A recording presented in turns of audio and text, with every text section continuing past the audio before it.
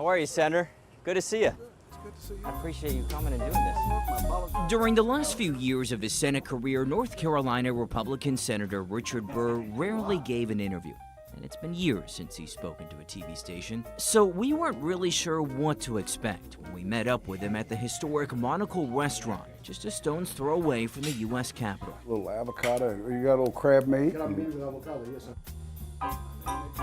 What we found is someone who remains keenly invested in what happens in Congress, but doesn't miss the job.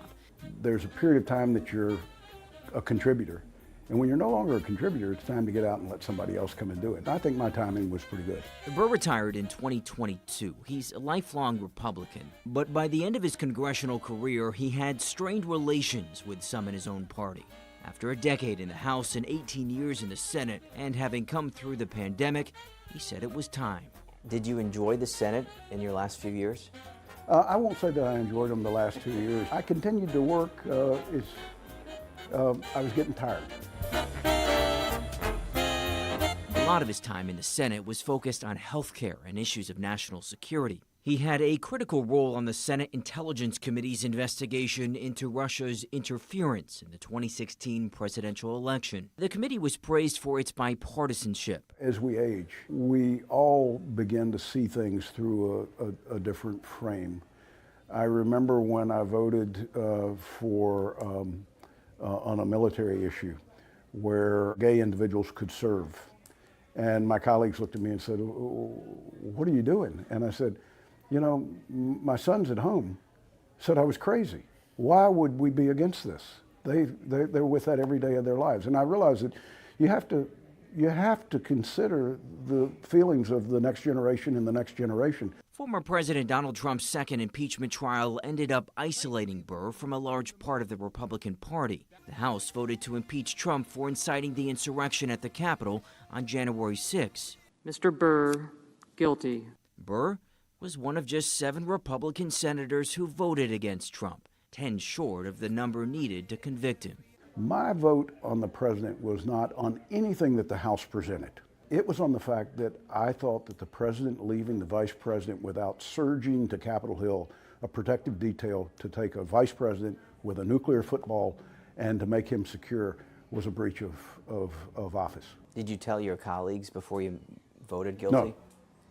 What did they say afterwards? I think some were shocked. I think some might have voted a different way if I'd have told them. But listen, like I said, you think some would have voted guilty if you told them before? Very, very possibly. After that vote, the North Carolina GOP voted to censor you. You were labeled a rhino, Republican in name only.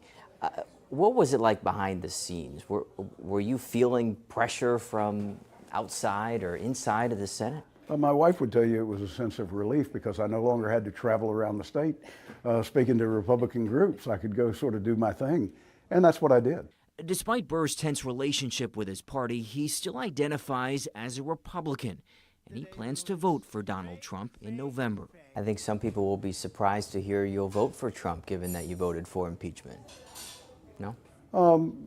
Maybe someone will have a hard time squaring with it. I don't have a hard time squaring with it because I firmly understood why I chose to vote for impeachment. And like I say, that's not a disqualifier as to whether you can serve. It's a bad choice that I thought a president made one time. Asked if there was a contradiction between planning to vote for Trump and voting to convict him, which would have barred Trump from running again, Burr said his decision to convict wasn't an attempt to disqualify, but rather a response to Trump's actions on January 6. Burr, who still lives in North Carolina but works as a policy advisor for a law firm in D.C., continues to carry the R next to his name.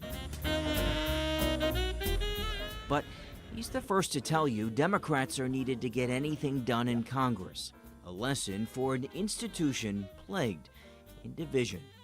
I can remember, Reuben, 30 years ago when I'd come home from Washington, and if somebody asked me what we did that week and I said nothing, they cheered. And now all of a sudden, we're consumed with what Washington hadn't done. And that's a big reversal in 30 years. But it tells us that we've got a lot of work to do, and what America wants us to do is to return to a period where they don't need Washington to do something.